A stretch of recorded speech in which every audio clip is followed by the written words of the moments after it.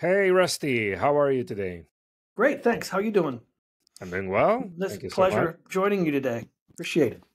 Yeah, thank you so much. I know that I know you've been doing a lot, and Caspari obviously is a very interesting company to work for.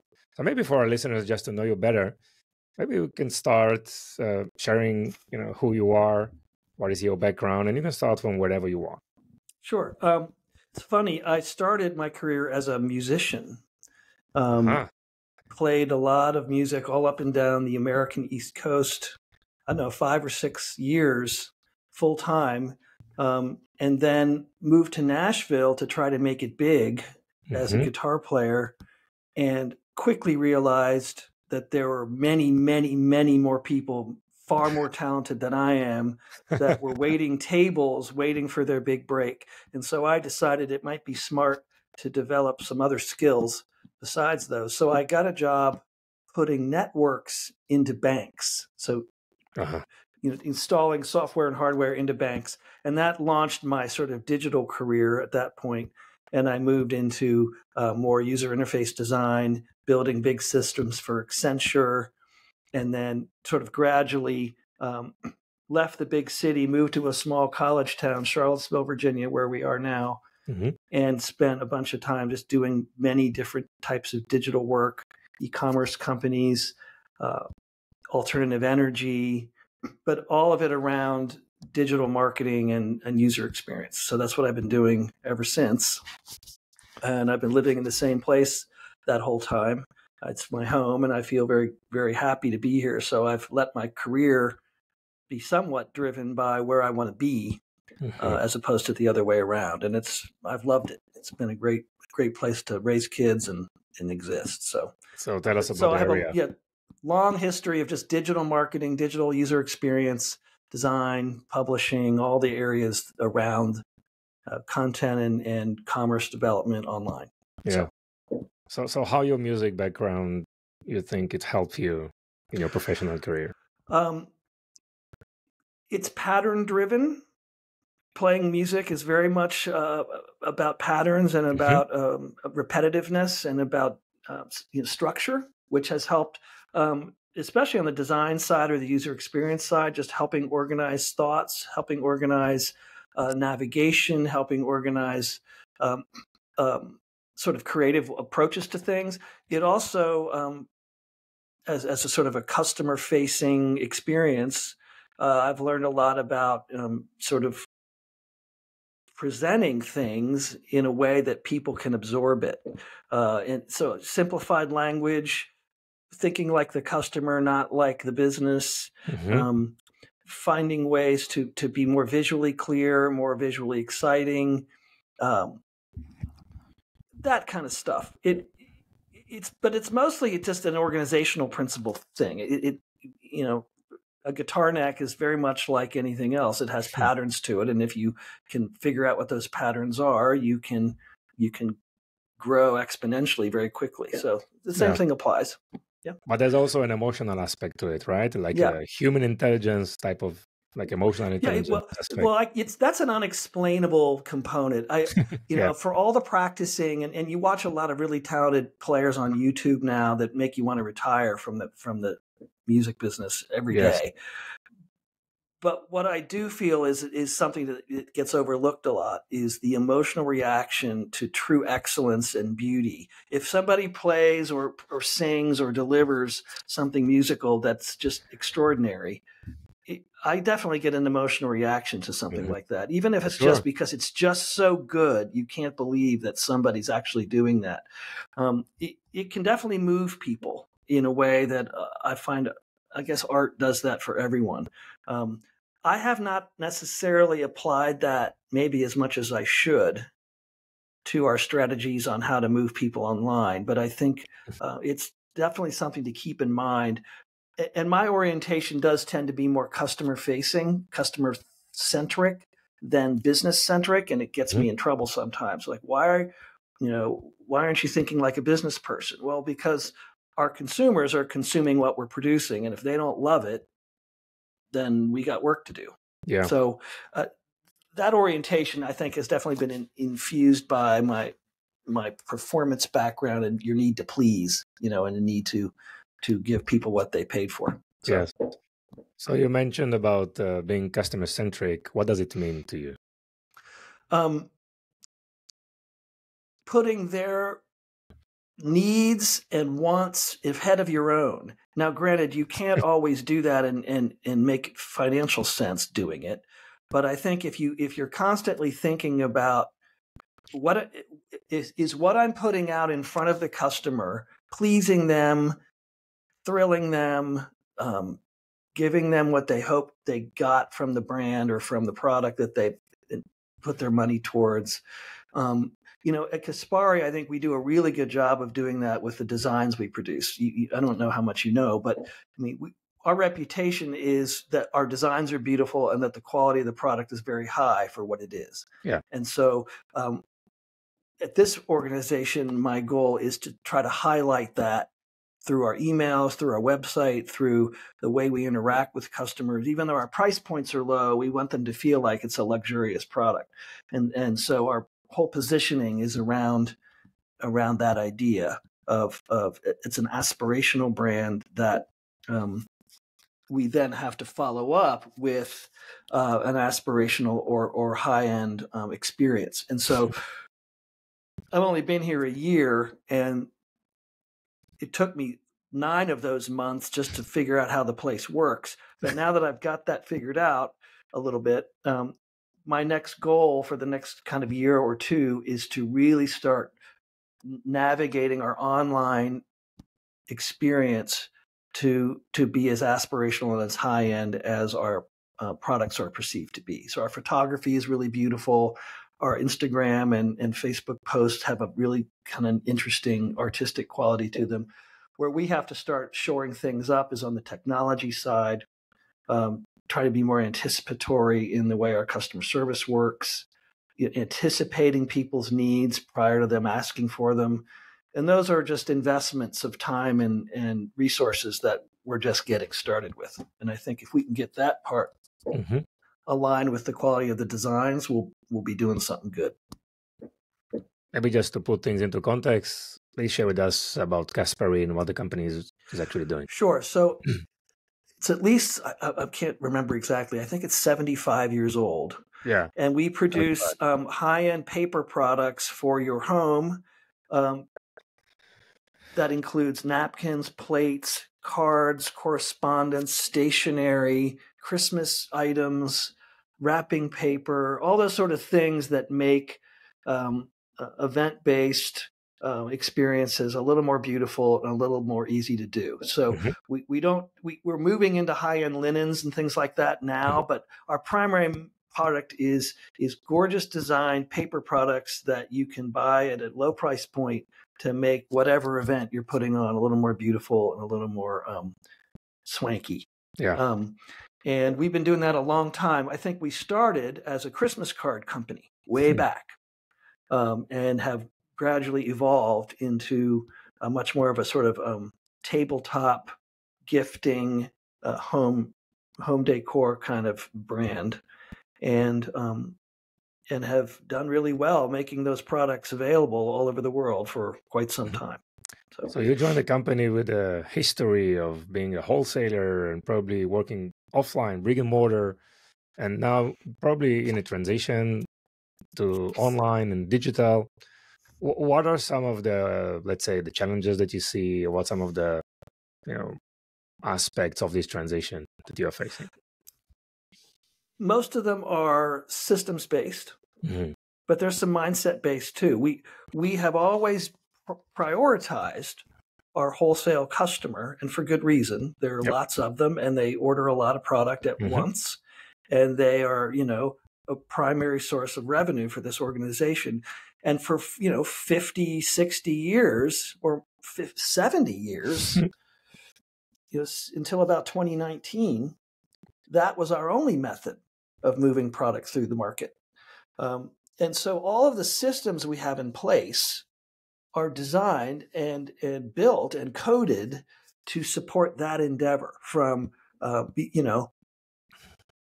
the ERP systems, the way the warehouses are managed, the way sales are done, the way accounting is done, all those sort of systems-based activities have been wholesale oriented. So when they tried to start the online piece, it became clear that the type of information we needed to provide, the type of photography we needed to do, we needed to start introducing a lot more of the sort of customer-facing, cloud-based, much more rapidly moving and evolving user experiences that consumers are used to seeing, that the wholesale customer does not require.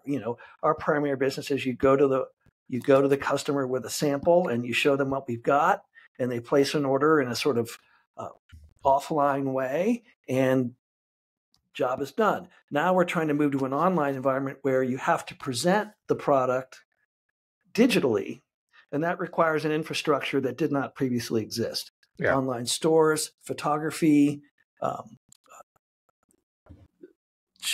Shopify, databases, different levels of product information are required that wholesalers don't need because they can see the product. We have to describe it.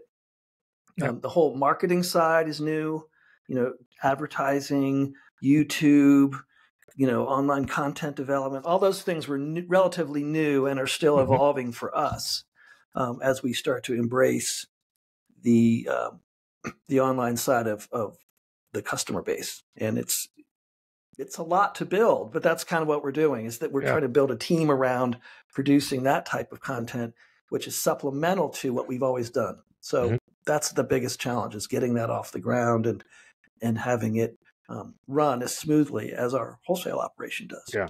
And the plan there is to enhance B2B and wholesale relationship, or also going direct to consumers. It's like both strategies together.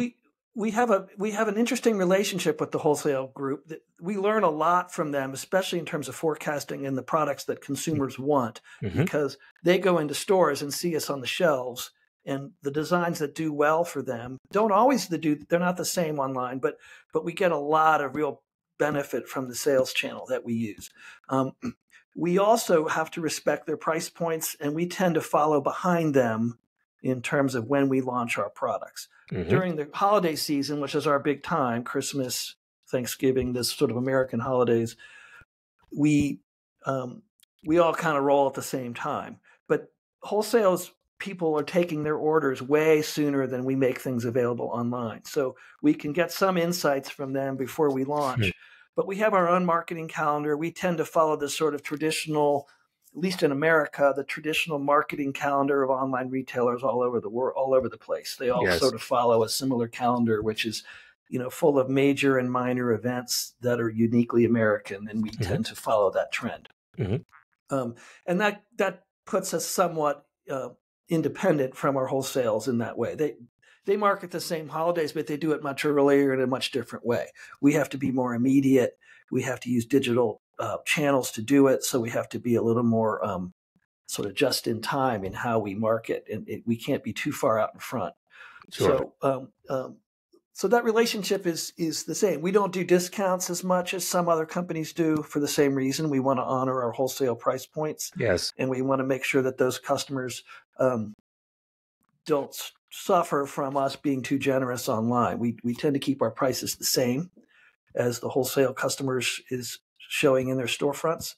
And we're very, we definitely coordinate with our wholesale team when we put sales together or discounts or any kind of promotions, because we don't want it to be a conflict at all. Yeah, for sure. You need to manage this conflict, and this is like a very delicate job. Again, you mentioned timing, pricing strategies, obviously makes a lot of sense.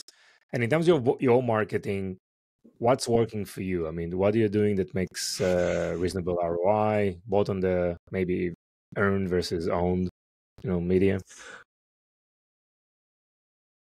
The big winner for us is email. Wow. Because it allows us to really show what our products look like and how they can be used. We produce really beautiful emails, if I may say. They're gorgeously constructed. They take a lot of effort in terms of photography and editorial work. and we put together really attractive and fun emails that people definitely respond to. That does tend to be that means we're targeting existing customers more, and that's one of my priorities. I mean, we've learned that just like everyone else is starting to learn, the repeat buyer is more valuable to us than the new customer is. Yes. Once they've come on board and we can get them to make a couple of purchases, then they tend to be very loyal to us. And so I'm prioritizing increasing long-term value as opposed to short-term, and trying to get more people to come back 2, 3, 4, 5 times a year instead of just once. And if I can do that, my revenue will continue to grow because they either love the beauty of what we're doing or they don't. And if I use ads to drive new visitors to experience who we are to some extent, and I use once they've made a purchase, then I use email mostly to drive repeat visits. And we're starting to get way into things like segmentation now and automation and flows to keep that email train running with the customers who have already decided they like Caspari. Yes. And that's starting to pay dividends. We really haven't done much of that until this year, the segmentation piece. That's just starting to kick in. And it's showing me that, you know, they perform a lot better than an over-the-wall cold email or an over-the-wall ad. Yeah.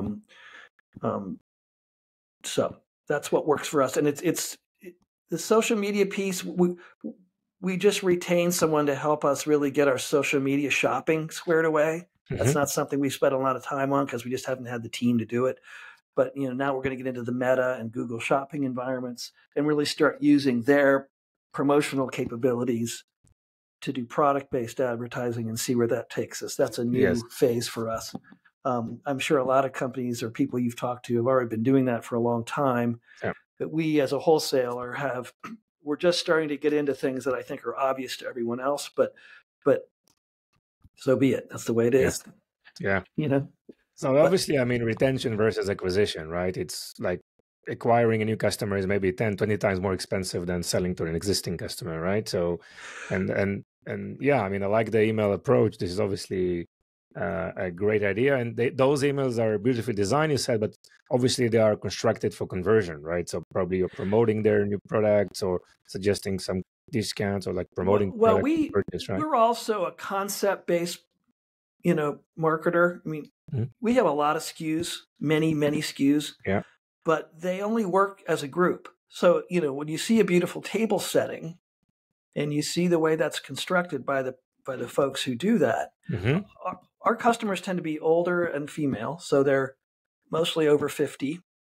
And so they're people who like to entertain, have people in their homes, and they're looking for inspiration from us because we know over many years that we know how to put our products together, how to set a table, how to entertain, and we use our thought leadership part of our business to show people how to do what we do. And so one of our big priorities online is to start moving towards that in our content marketing side. Exactly. How to set a table, how to put products together in interesting ways that look beautiful together that you can then buy as a group, right? That's our next phase of like when you check out a new product, you get recommendation for a relevant or related product. Right. Or we're presenting them all together and say, buy the whole package. Together. Right. But that's we're just getting into that because our expertise is what people respond to. So when we show a beautiful table and we show how it's constructed, and then we give you the list of all the products that are involved, that they respond well to that. And our open rates are really high. Our click-through rates are really high. And so that's just with all due respect to social media, email for our customer base is the most successful way to communicate. Nice. And in those emails, you are providing also some values like content, or it's just packages, recommendations? Well, we do one sort of how-to email a week. Okay. It's called the edit, and it's basically, trends we're seeing, cool ways you can use our product for a particular type of event, things of that nature. And then the other couple of emails per week are either specific looks we want you to know about, certain combination of products that look a certain way, that have a theme or a concept associated with them. And then we do all of our segmentation during that other time, where we're targeting particular demographics or behaviors or cities or things of that nature to try to really see if we can learn. We're still in learning mode on the targeting side, both in advertising and email. How can we leverage data that we're now getting? And it took a while to get online data that was sufficiently robust that we can actually use it for something good. Shopping and order trends, what products people are buying. I mean, we're pretty young at that, even though I'm sure this whole podcast is kind of about that. Yeah. We're still pretty new to it. And so I'm probably a pretty rudimentary, participant in this podcast, but it's still important to us because we're trying to move, and enhance what we do in wholesale with a retail solution. So yes. Actually, that was my real question, because doing email marketing, it's very easy to understand what's working, right? You have open rates, click rates. It's like straightforward, but online these days, it's very difficult to understand what's really going on. Attribution is so difficult. And what are some of the tools, or how do you know what's the customer sentiment, what they like? How do you decide on customer journeys? I mean, how do you figure out what's really going on? We have a couple platforms we use. I mean, we're a Shopify store. Okay. And as a result, we're also a Klaviyo user because that email program has basically become the default for all Shopify users. Exactly. Yeah. And they made it pretty clear that if you wanted to continue to get any kind of decent response, in terms of data, MailChimp wasn't going to cut it anymore. And so we moved over to Klaviyo last May, and the integration between that and Shopify is really pretty great. Yeah. I have to admit, they've done a really good job of working those two together. So we can actually not only see all the open rates and all the sort of standard email metrics, but we could even see how much revenue was generated from that email.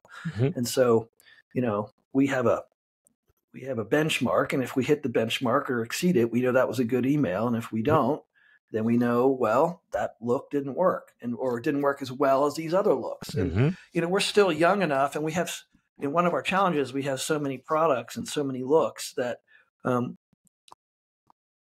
it's sometimes hard to tell whether they were successes or failures, or whether it was just sort of relatively successful versus really successful. So we don't spend a whole lot of time hand-wringing about that. We just move on to the next look because, there's all. But we're starting to figure out a method that gets us pretty close to the benchmark every time.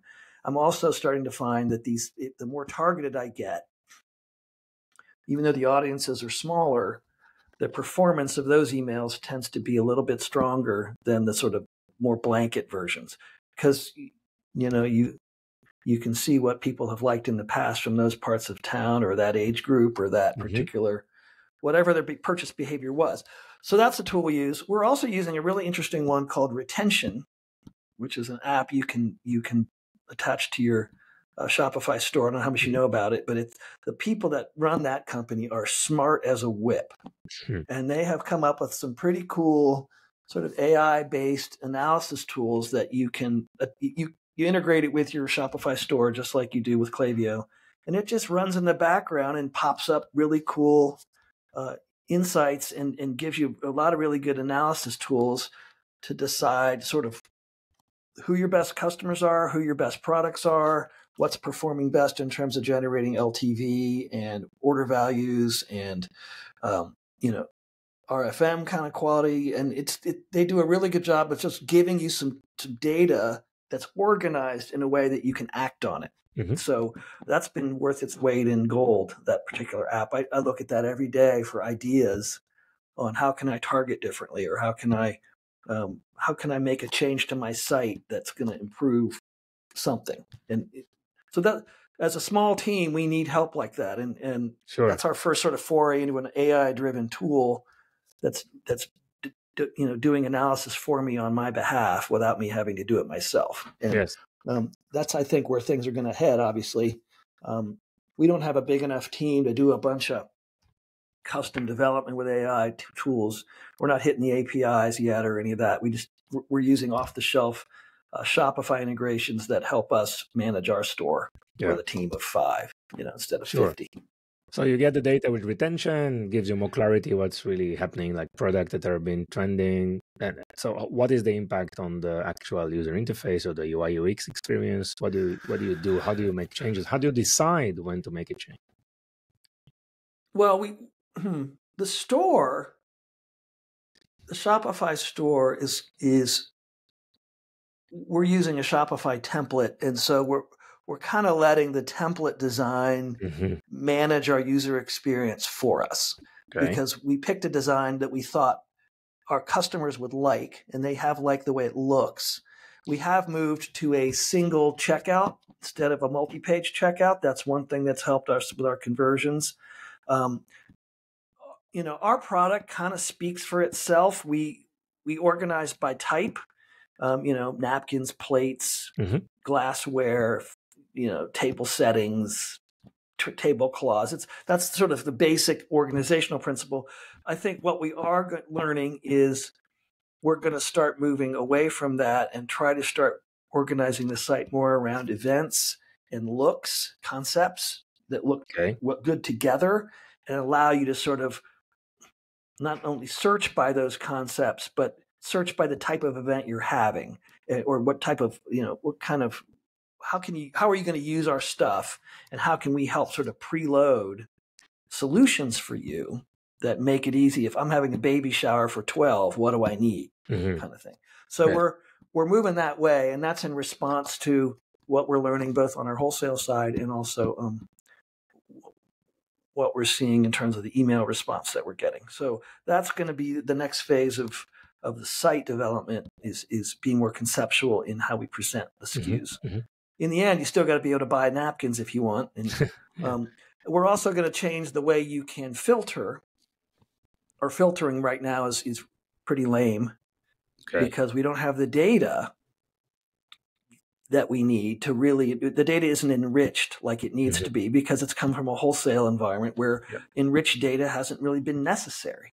But as we move to more of a conceptual presentation, we have to be able to organize searches and around more conceptual things like event type or size or color or theme. Is it floral? Is it pumpkins? Is it, what seasonality? There's just a sort of more subtle second tier faceting that we need to come up with. And I don't know if we're going to get that done by the third quarter or not, but we're trying to get that data enrichment piece going for the online side that's not been necessary for the wholesale side. So. Yeah. Rusty, how did you figure out your career path in terms of learning, getting the right experience and knowledge? Is it you're like a self-learner? You had like a mentor you want to mention? Or how was the journey? I got lucky. How do I say this? The bottom line is I've let where I want to live decide what my job is. Okay. What was great about Charlottesville in the 90s and early 2000s is that we had a lot of entrepreneurs here who really felt the same way I did. They wanted their career to be sort of not secondary, but they wanted to live where they wanted to live, and they found a way to make their companies work by starting them in that particular part of the country. So I got lucky. I got to work for a couple of big e-commerce companies pretty early when that was really, really big. So Museum Company, Value America, when Amazon was just getting started and all they were doing was selling books, we were competing at the same level as them in other product areas: computing, home goods, large appliances, museum quality, home decor. So, and we were building those sites from scratch. So I got a chance to build a bunch of e-commerce sites along the way and just sort of be in charge of those teams. I also did a bunch of online gaming in those days, online gaming company, worked for EA for a couple of years on and off. So I got a lot of really good company experience from being in that environment. It was still young and you had to build your own stuff, right? Had definitely a couple of good mentors. One guy named Dean Johnson, he was the CEO of the museumcompany.com that And he was just a smart, positive guy. He knew a lot about business, a lot about finance, and he just drove us to excellence all the time. And so we had a great team of people, great technologists, really talented designers. And so I was able to find people like that who knew what they were trying to build, had vision for e-commerce back when it was still pretty young, and instilled in us that sort of sense that customer satisfaction is more important than just about anything that you do. Because if they're not happy, it doesn't matter how fancy a site you build or how technologically advanced your platforms are. They got to like what they see, and it's got to be easy for them to navigate and make their choices. Nowadays, it's so template driven and so automated, a lot of it. I don't even know if I could find a custom web developer right now, even if I wanted to, right? I don't know where they are anymore. They're mostly, really talented CSS people who customize templates for companies, because the templates get you 90% of the way there now. They really do. And if you pick the right one that matches kind of what you're trying to do, you can get a lot accomplished. We got this whole site completely redesigned and redeployed in a 2-week period because we found the right template, and we have a really talented guy here who helped us customize it and move things around in a way that got us out the door in a very short period of time. So, but as far as that stuff, I got lucky early, and I've just sort of stayed in it. But it's definitely a smaller town with a smaller mindset. So I'm not working for Oracle or any of that anymore. But I don't care. I'm like really content with my life the way it is. Good. And I feel fortunate that I've had some really talented people along the way to give me chances to learn things and participate at a high level like that. Nice. It seems that you're in the right place, well balanced, right? In terms of work life. Well, we're trying to change things around here, so it's a lot of work right this second. But I don't mind, because it's starting to work now. I'm starting to see some of the changes take hold, and it's exciting to see where that can go. Amazing. Great, Rusty. Thank you so much. I wish you all the best. Great success in 2024. Thank you. It's going to be an interesting third and fourth quarter. That's what I think we're going to see. That's when our big time of the year is. And so if these changes are going to, start to show, that's when they're going to do it. And I'm excited and nervous at the same time. Great. Thank you, Rusty. All the best. Bye-bye.